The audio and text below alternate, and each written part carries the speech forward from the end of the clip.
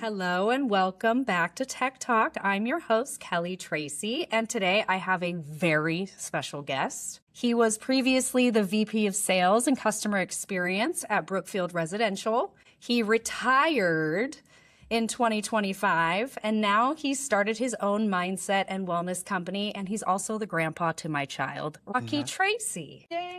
Thank you. Welcome to the pod. That's my pleasure. So today's conversation is about something that doesn't always show up on a floor plan, but it shapes everything. So how people feel when they experience a home, a team, or a brand.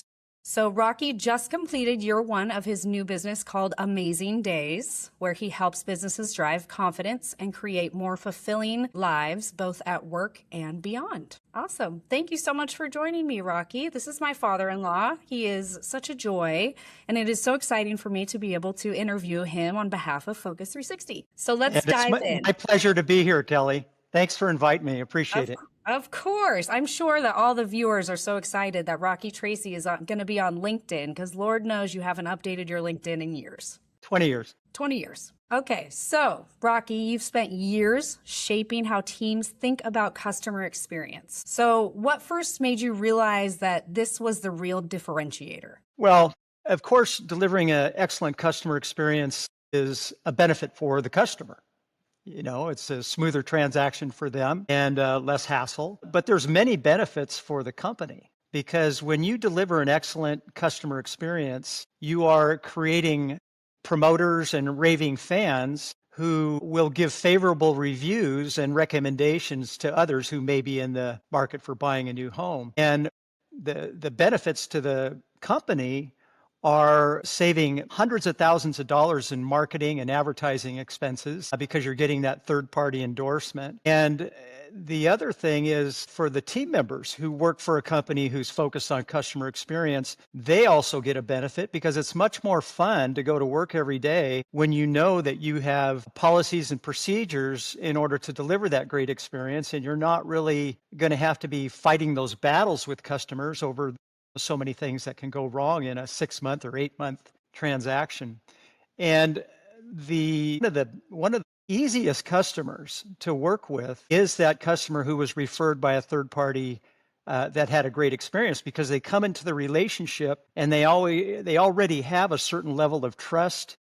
And they also have some comfort and confidence that everything's going to turn out in the end to be fine. Good. Even if there's a little roller coaster going through the process, they're going to have that comfort. Because they already have that trust. They have that trust. That's exactly right. So where do most teams misunderstand customer experience, in your opinion? Well, I would say one of the most common fallacies about what it takes to deliver a great customer experience is to try to give the customer everything that they desire, or try to accommodate them in ways that maybe don't fit so well within your system, but you're going out of your way to try to accommodate the customer. And even Brookfield, in our early customer experience journey, we started offering custom options because it was a request that came up commonly. And we also offered after cutoff ordering options after the cutoff date that relates to the stage of construction that the home was in an effort to try to delight these customers. Well, it ended up doing the exact opposite, because the custom option procedure took so much time and the subcontractors didn't like it at all. So they would just throw back really high prices. And so when we would give those prices back to the customer, they would think that we were ripping them off or raking them over the coals. And the same thing occurred with an after cutoff, a regular option that we offer, but offering it to a customer past that date. It actually created more dissatisfaction and actually also eroded our profit margins. So it was a bad all-around decision. You're much better off on having easy to understand policies that allow you to deliver a quality product on time and at a great value to the customer. And when you do that, you're going to be much better off than trying to accommodate every little thing that a customer is asking. Yeah, I mean, it makes sense. And when you say it like that, it seems so simple. So what does a buyer actually remember once the experience is over? Or rather, what would you want the buyer to remember? Well, the first thing that you want them to remember is how we made them feel. Buyers will forget what you said, what you did, and just when I say buyers, I mean human beings in general. When you're interacting with other folks, they will sometimes forget what you said or what you did, but they never forget how you made them feel. And so at the end of the experience, that's the message that we want circulating in their brain. Because we don't live in a perfect world and not everything is always going to go out exactly as planned. But if the customer understands that you care and you're doing everything within your power to make it go right, they'll forgive you when those little things don't work out perfectly.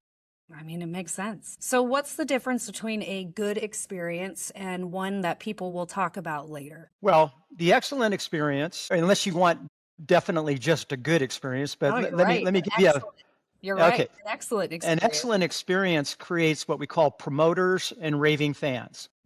And these are people who will go out and tell other people, especially when asked, hey, how was your experience with XYZ? They will be happy to share that they had a great experience and recommend your company to that other person. Poor experiences cause people to talk. They actually create, rather than promoters and raving fans, they create what we call detractors. And these are people who will go out of their way, voluntarily just telling people not to use your company because of the horrible experience that they had.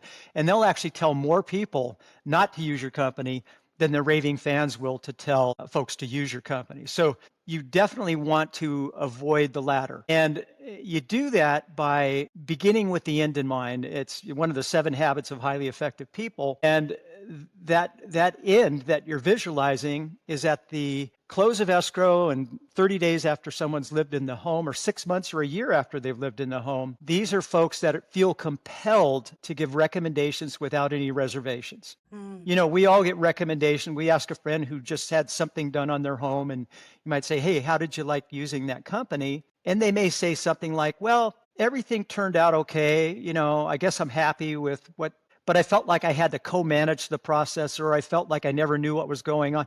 So they're adding all this extra clutter. What you want to shoot for is that recommendation without reservation. And when you do that, if you begin with that end in mind, you will have the right people talking about your company and the experience that they had with it. Gosh, I mean, it reminds me so much of when you go to like a Yelp review and you're looking at a restaurant and it's like the only reviews, I mean, maybe there's a couple 2, 3s, and 4s, but for the most part, it's a 1-star review and a 5-star review. People are not compelled to go write a 2, 3, or 4. It's really the complainers or the people who had an exceptional experience, right? I mean, right. It makes sense. Well, and just a side note to that, we've surveyed our customers 4 times during the process, including 18 months after they lived in the home. Wow.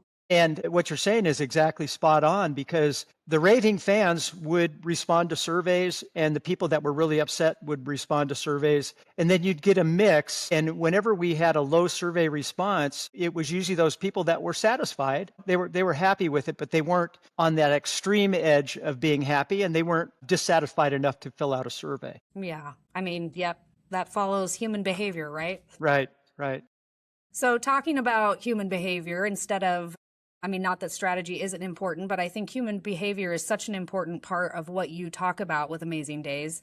What does that mean in practice? Well, you mean the behaviors that lead to good interpersonal relationships and that sort of thing? Yeah. Well, those behaviors have to do more with humanity than they have to do with sales or trying to get one over or one up. Or you have to kind of divorce yourself from that I, me, mine mentality and engage others with the intention to serve. And when you're talking about getting a team to practice these behaviors when they're interacting with others, you could do a bullet point list of do's and don'ts. The thing is, until they completely understand the value behind each one of those do's and don'ts and can relate to it in a personal way, you're not negligible. You'll get very minimal improvement in those behaviors or adoption of those behaviors. On the other hand, if you can get folks to place themselves in the shoes of the customer and view the experience through the eyes of the customer, then all of a sudden empathy and understanding start playing a bigger role. And we're all customers of goods and services. Every salesperson buys things and they use different services. So when they place themselves in the shoes of the customer and experiences that they've had in the past, they will tend to be able to relate to it. And then they see the value in those behaviors of an ounce of prevention in a customer experience behavior is worth a pound of cure of trying to resolve an upset customer because we failed to do something that was within their expectations. If a sales team, so one of my questions for you was if a sales team could adopt one behavior that would immediately change the buyer experience, what would it be? And I think you answered it with that's stepping into someone else's shoes and understanding where they're coming from and fully immersing themselves into the empathic side of the journey would immediately make a difference. Yeah. That's absolutely true. When I think about one particular behavior that I appreciate as a customer myself, that's proactive communication from the company back to me. How cool is it to be informed without having to be asked or having to ask and reach out to them for the information all the time? That's so true. Yeah. And proactive communication, I always recommend that we do it early and often. So you might say to yourself, and especially during a long transaction, and a home purchase is a long transaction. It can be anywhere from 6 to 8 months while the home is being constructed. And during that time, the customer is thinking about things and worrying about things. Many people miss the mark by waiting for the customer to call them and ask them what's going on or this, that, and the other. By proactively communicating, you're doing the customer a huge favor and you're saving them worry and thinking about something that you could easily resolve in a second. It might be something that they're actually losing sleep over. And so that proactive communication is extremely valuable. I think that's so valuable. So that's one step that they could take that would change tomorrow, immediately. How are teams maybe unintentionally breaking trust that they don't even realize in the process is happening? Well, that would relate to communication as well. One of the biggest erosions of trust is spotty communication and forgetting to follow up or follow through on some particular thing that you hadn't agreed to time for that communication. And occasionally we're human beings and we just forget, or we get busy doing something else and we forget. But we really need to keep in mind that any moment past the customer's expectation of that next communication or when that next follow-up was to occur is an erosion in trust. And you want to avoid those erosions in trust. We have what is called I call it the emotional trust mobile. There's only a drive and a reverse. There's no neutral. You just can't coast along and keep a high level of trust with folks. So we're constantly being judged by our words and our actions. And we want to always be putting those deposits into the emotional trust account with customers and with other human relationships that we have, because we don't live in the perfect world. And eventually, inevitably, there will be a withdrawal because something won't go right. And then there's a dip into that trust account. The balance goes down a little bit. Yeah. The thing is, if you're constantly putting those deposits in that emotional trust account, you will have a healthy balance. So when that withdrawal occurs, you're not going to have a bankrupt relationship. Everything's still going to be great because you've built that high level of trust. I think that's such a great metaphor that you brought into my life when we lived with you during COVID was the emotional bank account. So I think it's so interesting because, of course, you are like the king of practice what you preach. And a lot of these things that I hear in this interview are things that I heard when we lived with you. And you are such a kind person and you are such a giving person. So it is nice to hear that you are just continuing to spread that through amazing days. And again, it's my pleasure to do that. So as we're continuing to increase AI in everything that we do, what do you feel is becoming more important from the human side? Well, we know even an old guy like me is now using AI for many things. You're using it right now and you don't even know it. Well, I didn't plan on it, but I'll take it. So the thing is, we know that AI is faster at research than any human can be. So it's faster at delivering information than any human could be. And although it's not perfect now, and I question the accuracy sometimes as it's coming back, we all know that it's in a very short period of time, it's going to be faster and more accurate than any human being can possibly be. Yeah. So the thing that we have left, and the thing that gives us the edge over AI, is emotional intelligence. So yes, AI can mimic empathy. It doesn't really feel empathy, nor does it feel all of the emotions. And we use the home building industry as well. That 6 or 8 month escrow period while the house is under construction, AI can surmise what somebody might be feeling, but it's never actually been there. So the thing about standing in the shoes and viewing it through the lens and doing that thing, I think, is uniquely human. We all know about IQ, and emotional intelligence is EQ. And then there's a step above that, which is referred to as LQ, and that's the love quotient. And we know that if we practice the EQs and the LQs, that we don't have to worry about artificial intelligence replacing us in certain situations and interactions with other human beings. Yeah. It's getting better at mimicking. I'll have to. Scary. Yeah. I mean, you can have therapy sessions with AI and walk away from it, I guess, feeling pretty comfortable. However, I'm going to stay old school on that emotional intelligence. I think it's highly valuable. I think so too. So we've completed the whole interview, but now we're going to go into rapid fire where I'm going to ask you some questions and just think whatever comes to your head. It's not complicated. Okay. Just whatever you think first. So one word for great leadership. I know you said to do it quick, but I have to preface because that's me. Yeah, that's right. So I would say a common answer would be visionary. Okay. I mean, if you look at great leaders, generally they're going to associate visionary with that. I'm not going to choose visionary. I'm going to choose empowering. Because from my own personal experience, great part of my success is related to the fact that I empowered my team to have ownership of their stores and make decisions, make good decisions, and feel comfortable and confident that they were making good decisions. I love that. Experience is better than product or greater than product. Agree or disagree? Yes. I agree. Okay. I agree, and I'll tell you why. When we did all these surveys, I told you we surveyed people 4 times during the course, and let's think about it. They're buying $1 million house. Let's just take a price tag of $1 million, and they fill out all these survey questions, and a lot of the weight was about the people they interacted with along that journey, whether it was from the sales to the design center choosing their options, the construction care, their customer care after they moved in, and the quality of construction. So you would think they would weigh so much on the quality of construction. It really goes back to their impression of that experience, goes back to the people who they interacted with. And the reality is, Kelly, you could take a dozen builders in our local market, and they all use the same 3 plumbing contractor firms, the 3 framers, the 3 drywall companies. We're all using the same subcontractors and building similar product. And so I would, without a doubt, say that the experience is greater than the product in that particular case and what the customer remembers. I agree with that. I feel like it's also the journey is better than the destination. Yeah. It's a little bit of that. And enjoy the journey, by the way. Yes, enjoy the journey. Straight from Rocky's mouth.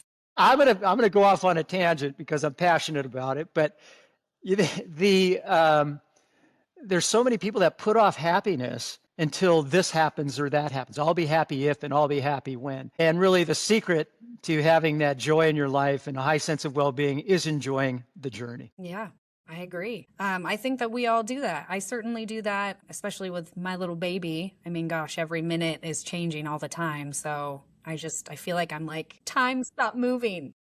Yeah, it happens quick. I know. What is the most overlooked moment in the buyer journey? You know, there's a lot of focus on the upfront, and there's a lot of focus when somebody's closing escrow, and then there's a focus of the taking care of things that happen to the home during the course of that first year living in it. But I would have to say that the overlooked part, and one of the probably the most overlooked part, is that first 30 days after the close of escrow, when the people are moving into their home and getting settled.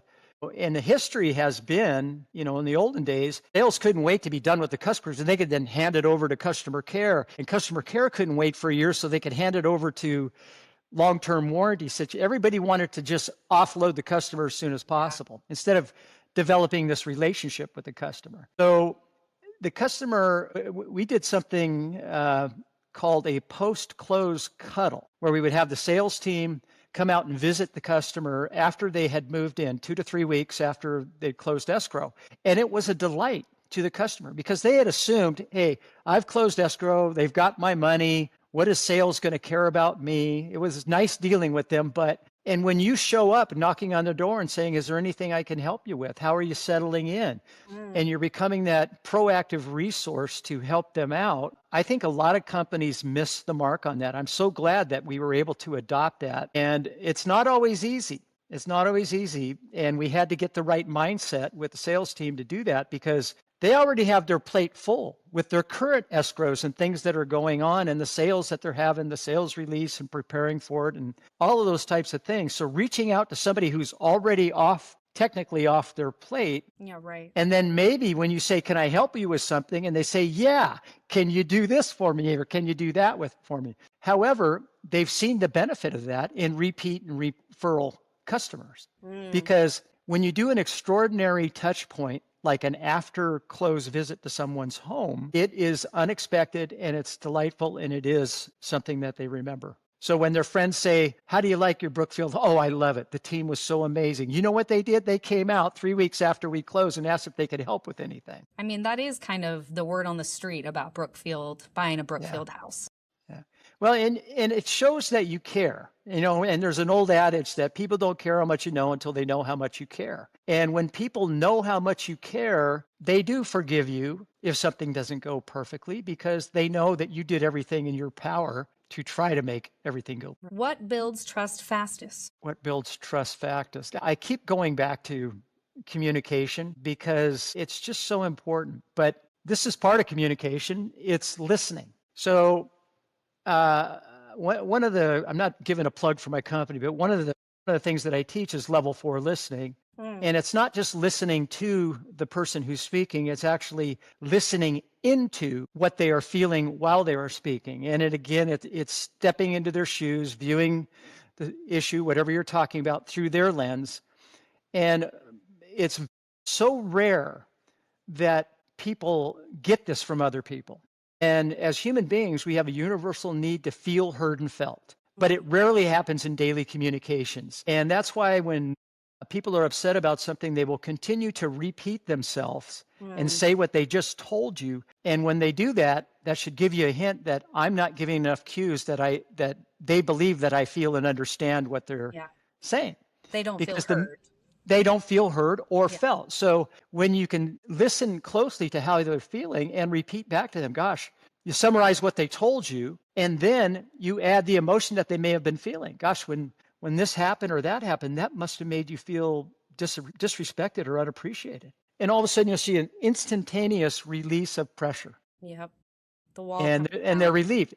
And that's another thing that people will remember. You're one of the rare people that made me feel heard and felt. Yeah. So last question, how has being a grandparent changed you? Being a grandparent has been the most wonderful thing that's happened to me. I might say my whole life, but of course that'd be discounting all the other great things like my fine son and my fine daughter-in-law and my wonderful wife. And your wife, yes. Yeah, and all those things. However, I'd have to say that it's changed my life in a different way where I just experience delight in every moment. Even when she never gets cranky, she's so sweet. But even when she's just a little bit off, it's still better than not having her here. And having the opportunity to watch her and play with her and have her come up with a new word or two or string a couple of words together and come up with sentences, especially just the last week or so, that's been her thing. Yeah. I mean, it's allowing me to experience maybe what happened with Kellen with a different view. Yeah. Because I have the luxury of dropping her off at your house or you picking her up. Yeah. Yeah. Yep. But she really is drawn to you. She really loves Papa. Like that is her. It's a mutual love. Yes, she feels that. Well, thank you again so much for coming on Tech Talk. I think what really stands out from this is, again, people are just going to remember how you made them feel along the way that Luna makes you feel along the way. But thank you so much for joining me on this Tech Talk. I hope that everyone who listened got all this great advice today from Rocky Trachy from Amazing Days. He is on LinkedIn. He also has his LinkedIn page, Amazing Days, if you want to go check it out. We also are going to put it in our links on LinkedIn when we post. And then please check out clips from this interview on our LinkedIn page at Focus 360. Thank you so much. Thank you. I appreciate it.